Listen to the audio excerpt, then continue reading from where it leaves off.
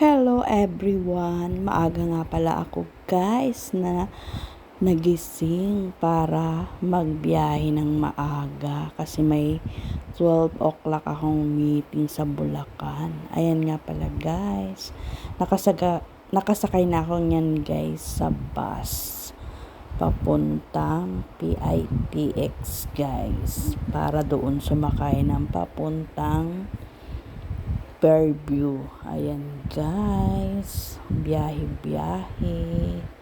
Medyo tanghali na nga ako niyan guys. Alas 6 na ako nakaalis ng bahay. Kaya ayan, medyo may sikat na ng araw. Ang haba pa naman ng biyahe guys. Kaya ayan, konting kembot na lang, malapit na ako sa PITX. Ayan. Yun lang guys. Thank you for watching. Abangan nyo yung pangalawa kong video.